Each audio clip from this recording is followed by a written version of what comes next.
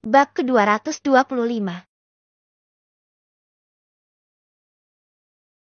Pagi itu, suasana kantor mulai ramai saat Cecil melangkah masuk. Dengan blazer hitam dan ekspresi tanpa kompromi, ia terlihat anggun sekaligus menakutkan. Derap sepatunya menghentak lantai, menciptakan aura otoritas yang tak perlu diumumkan. Dari balik kubikel, Dita berbisik pada Rini. Bu Cecil makin glowingnya sejak nikah. Jangan-jangan tiap malam dibacain puisi sama Dr. Adam. Rini nyengir. Atau jangan-jangan tiap malam, aduh, jangan bayangin deh. Bisa mimpi buruk kalau wajah Bu Cecil melotot pas tidur.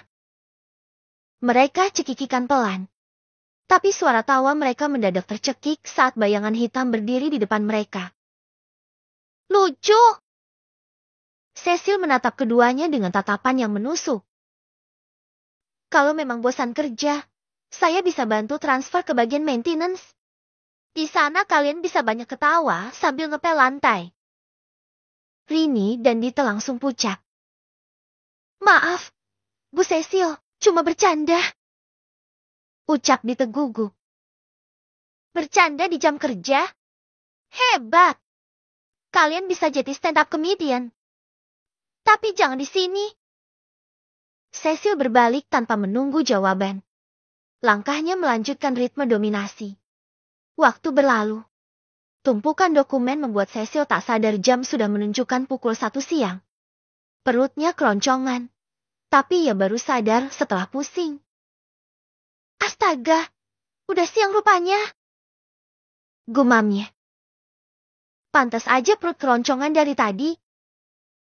Ia menuju kantin, mengambil makanan seadanya. Kebetulan, kantin memang disediakan untuk pekerja, gratis. Matanya tanpa sengaja menangkap Adam di sudut ruangan. Adam tertawa dengan seorang perempuan dari bagian manajemen. Tangan mereka hampir bersentuhan saat berbicara. Cecil menghentikan langkah sejenak, lalu pura-pura tidak peduli. Cih, so akrab banget. Ia duduk agak jauh, tapi sesekali menoleh. Bikin jengkel saja. Apa yang mereka bicarakan? Apa ngomongin aku? Gumam Cecil. Teringat malam pertamanya saat Adam tidur di ranjangnya. Cecil makan cepat. Entah kenapa dia merasa jengkel sendiri. Lalu pergi dari kantin sambil menggerutu. Dasar tebar pesona. Sok kecakepan. Kenapa aku malah jadi kesal sendiri sih? Gerutunya sambil masuk ke dalam toilet. Gue masih heran deh. Dr. Adam tuh kan baik, pintar, ganteng. Kenapa nikahnya sama Bu Cecil? Ya, gaya galaknya tuh kayak monster. Monster dengan high heels. Hahaha. Tiap lewat bikin jantung copot.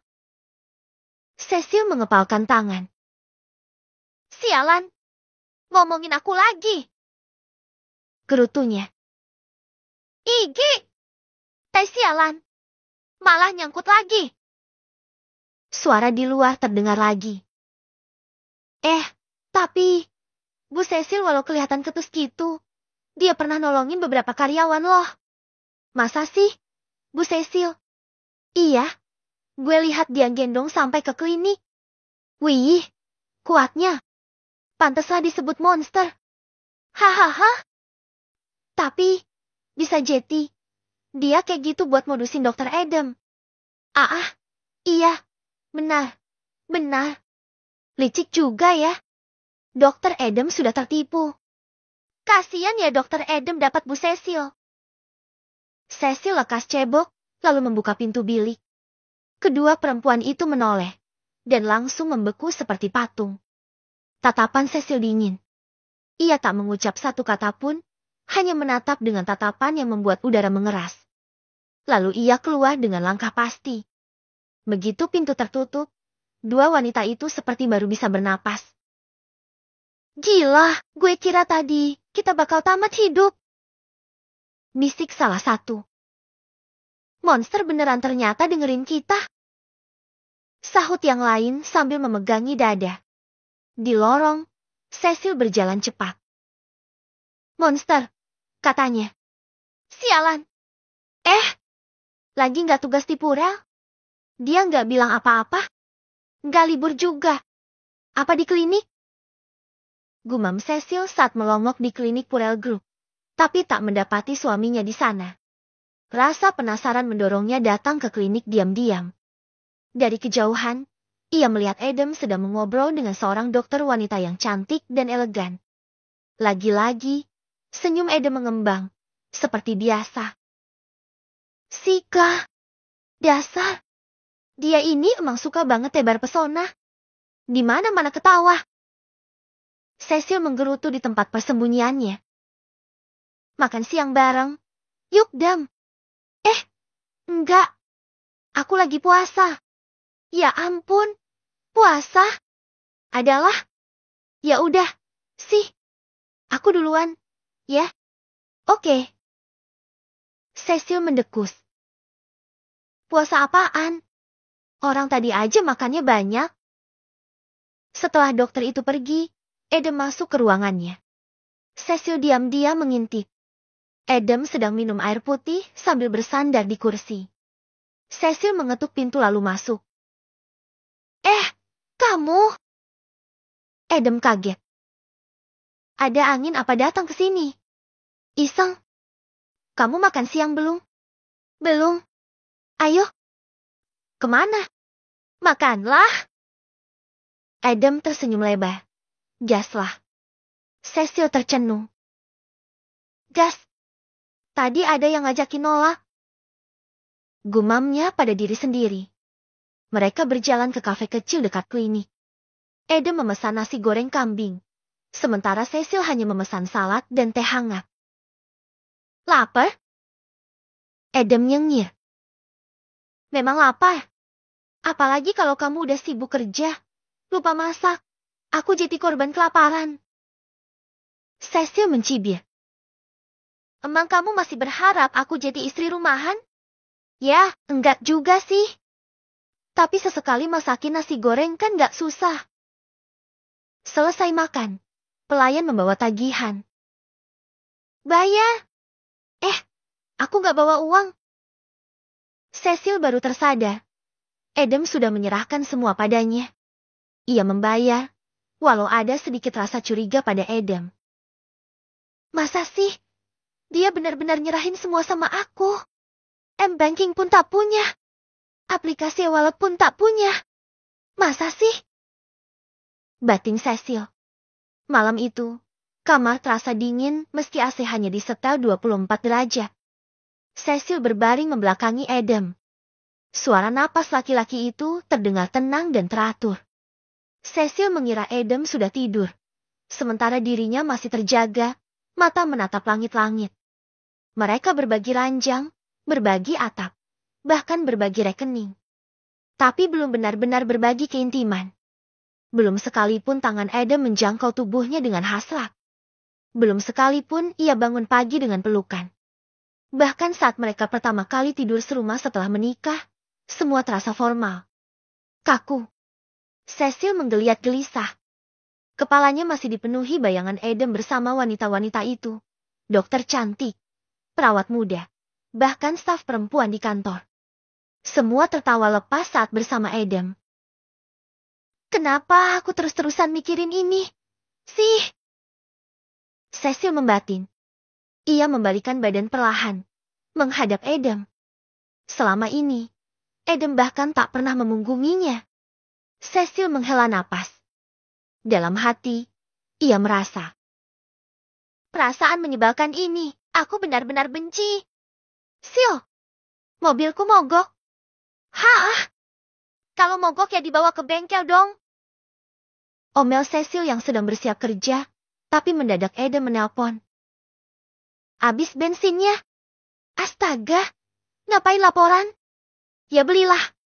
Aku selok. Bawain bensin. Sambungan terputus. Apa-apaan sih? Gerutu Cecil melihat layar sudah gelap. Beberapa menit kemudian, Cecil sampai di lokasi yang Adam kirimkan. Sebuah jalan kecil tak jauh dari taman kota. Di sana, Adam berdiri bersandar di mobilnya, tersenyum lebar. Wah, pahlawan hidupku datang juga. Sapa Adam riang. Cecil turun dari mobil dengan galon kecil bensin di tangan. Jangan senyum-senyum. Ini udah telat 15 menit gara-gara kamu. Adam menerima bensin dengan santai. Iya, sorry. Kamu gimana sih? Sampai nggak cek isi bensin segala. Omel Cecil. Adam tertawa. Ia menuangkan bensin dengan santai. Iya maaf, kupikir tadi cukup. Cecil menyipitkan matanya, ia teringat dengan makan siang kemarin. Kamu, jangan bilang gak bawa uang. Hehehe, iya. Adam nyengir, menggaruk belakang kepalanya. Astaga! Cecil mengeluarkan dompetnya dan memberi Adam 5 lembar uang merah. Ini, buat pegangan. Adam menerima, dalam diam. Makanya, jangan sok-sokan kasih semua uangmu ke aku. Gak punya uang, kan sekarang. Omel Cecil. Malam itu, Adam belum pulang. Cecil duduk di balkon rumah besar keluarga Abimanyu. Zizi ikut duduk di sampingnya. Kerucil udah tidur. Udah, makanya bisa santai. Keduanya duduk diam. Mas Adam masuk malam?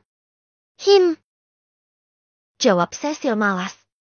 Zizi hanya menganggukkan kepala sebagai respon. Mas Eri kasih semua uang dia ke kamu? Enggak. Tiba-tiba, Cecil bertanya. Enggak. Dia kasih jatahku beberapa juta. Ya kali dia kasih semua ke aku. Dia kan masih ngatur uang kantor juga. Cecil tertawa kecut. Kenapa? Mas Adam kasih semua uangnya sama kamu. Cecil menoleh. Iya, gila, kan? Blow on banget. Dia jadi susah sendiri. Gak bisa beli bensin, gak bisa makan sama temannya. Cecil menggebu kesal. Zizi malah terkekeh kecil. Kok malah ketawa? Sih? Cecil jadi makin kesal. Habis kamu tuh. Cecil mendekus, menyentak napasnya. Hening. Kamu tahu? Enggak. Kalau dia udah kasih semua uangnya ke kamu, itu artinya dia udah nyerahin hidupnya sama kamu. Ucap Zizi penuh makna.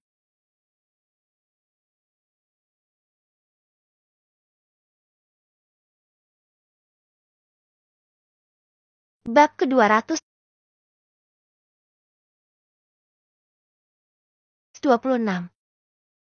Konyol! Iya, sama sepertimu, kan? Sama seperti Mas Eri, seperti Bang Erwin. Semua bertingkah konyol. Zizi menarik napas panjang. Mas Erik yang sampai menjebakku hanya agar kami bisa menikah. Dia bisa sabar melihatku jalan sama Jason. Karena dia yakin, aku bakal balik sama dia. Zizi memainkan jemarinya. Bang Erwin yang sampai berantakan di hari lamarannya karena stres sendiri mengira Mbak Anita adiknya. Zizi terkekeh sendiri, merasa geli dengan jalan cerita cinta keluarganya yang unik. Terus, kamu yang sampai keluar negeri hanya buat ngejar Jason. Tapi, lihat deh. Apa Mas Adam bahkan rela menyerahkan hidupnya buat kamu? Aku rasa, Mas Adam pengen kamu tahu apa aja pengeluarannya. Duitnya buat apa aja.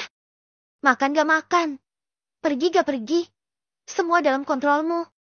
Mas Adam pengen menjadikan kamu ratunya. Agak konyol memang. Tapi, bukannya memang cinta tak ada logika. Cecil dia menatap langit. Ucapan Zizi serasa tajam menusuk dalam dirinya. Malam semakin larut. Jarum jam di dinding sudah melewati angka 2. Angin dari sela jendela yang terbuka menerobos masuk, membelai lembut tirai kamar yang melambai perlahan. Di atas ranjang, Adam terbangun dari tidurnya. Hening. Hanya suara detak jam dan napas pelan Cecil yang terdengar. Seperti malam-malam sebelumnya, Adam terbangun bukan karena mimpi buruk atau suara gaduh, melainkan karena kebiasaannya memandangi istrinya. Ia berbaring menyamping, menatap wajah Cecil dari dekat. Heinvi, kamu tenang banget sih. Seperti melihat sisi kamu yang lain. Kamu yang cerewet, kamu yang gak bisa diem. Sekarang bisa tenang banget kayak bayi tidur. Adam ingin menyentuh. Jemarinya bergerak pelan menyentuh pipi Cecil. Hangat. Lalu bergeser menyentuh hidung dengan jarinya. Lalu berpindah ke bulu matanya yang panjang. Cecil menggeram dalam tidurnya. Tapi, mata itu tetap terpejam. Sukses membuat Adam tersenyum geli. Usai menyentuh bulu mata, tangan Adam bergerak menyentuh bibir Cecil, mengusap pelan dan lembut. Satu sentuhan kecil, dan ia mulai serakah. Ingin lebih. Ingin mencium bibir itu. Keinginan itu semakin menggebu. Adam mendekatkan wajahnya, jarak bibirnya tinggal sesenti. Tapi ia menahan diri. Ada batas tak kasat mata antara mereka yang belum bisa ia langkahi. Cecil belum sepenuhnya menyerah, dan Adam tak mau menjadi pihak yang memaksa. Jadi pihak yang mencuri lebih dulu. Ia bangkit perlahan, lalu keluar ke balkon. Udara malam yang dingin menusuk kulit, namun menyenangkan. Ia biarkan dingin itu meresap, menetralkan panas yang meletup di dadanya sejak menatap Cecil tidur. Sabar.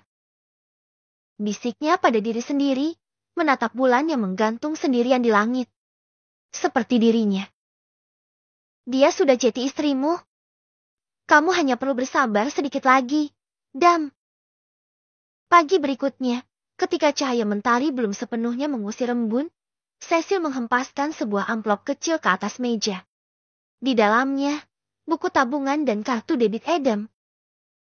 Aku gak butuh ini. Katanya tegas. Gak mau bawa-bawa uangmu. Uangmu, urusanmu. Adam menatapnya sambil menyandarkan tubuh ke kursi makan. Kenapa? Kok kenapa? Masa gak mikir dari kemarin?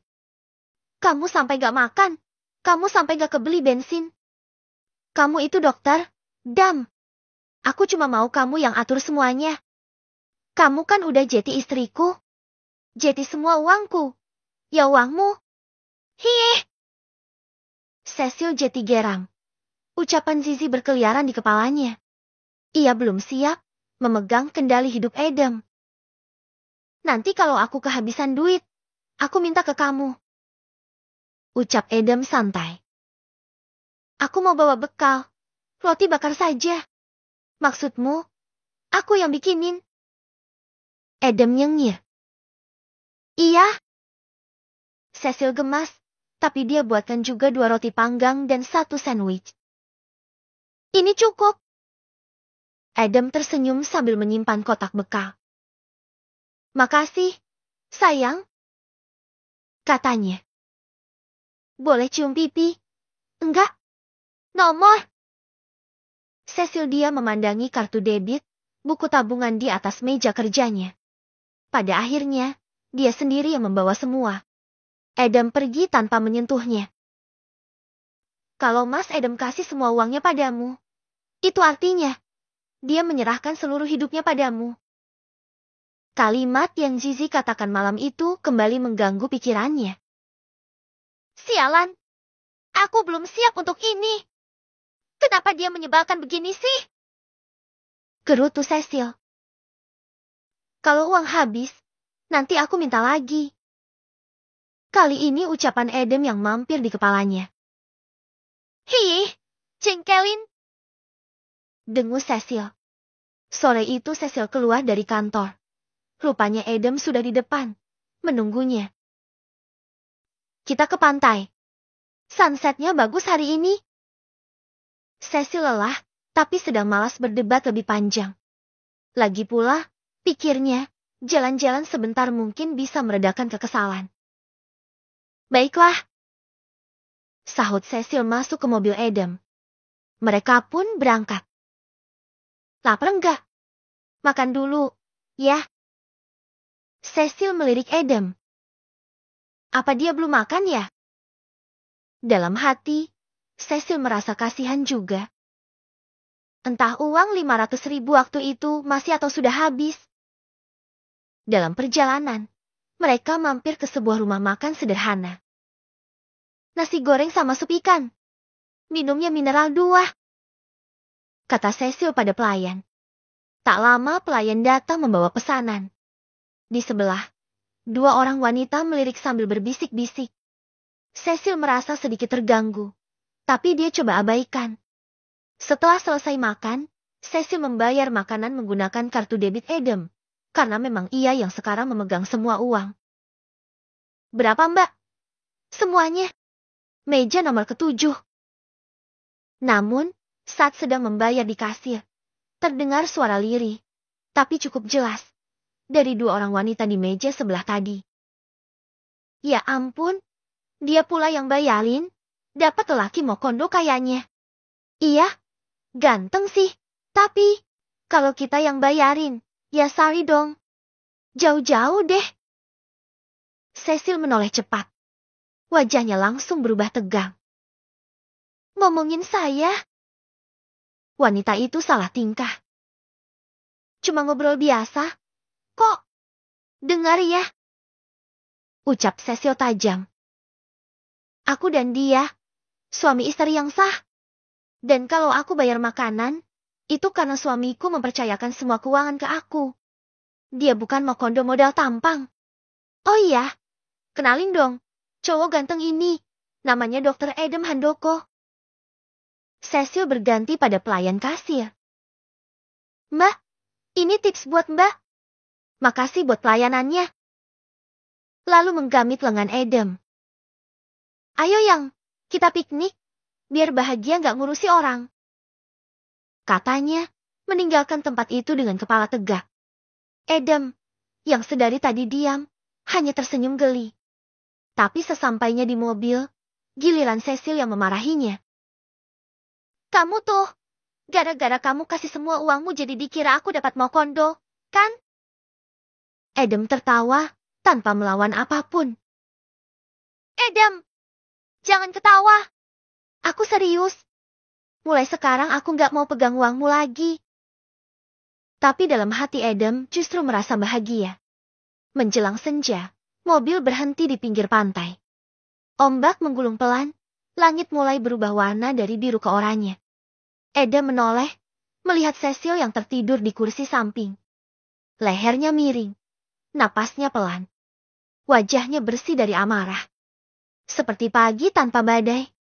Adam menyentuh rambut Cecil. Kamu kayak bayi aja kalau tidur gini.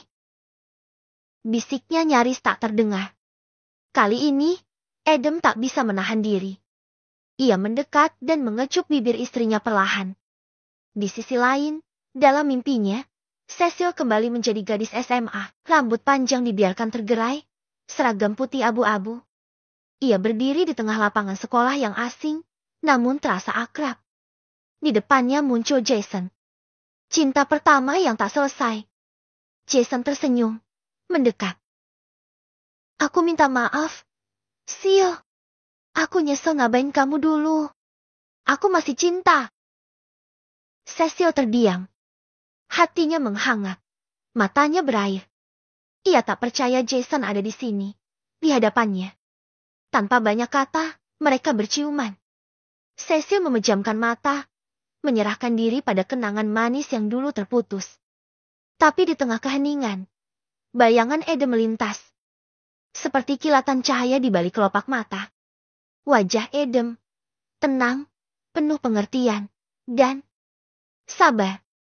Cecil terperanjat. Ia membuka mata. Jason menghilang. Lapangan sekolah itu pun sirna. Gelap. Ia terbangun perlahan, membuka mata di dalam mobil yang kini dipenuhi warna jingga matahari terbenam. Cecil menoleh. Tak ada siapapun di sana. Loh, kok basah? Gumamnya menyentuh bibir. Hah? Masa? Aku ngiler. Sih,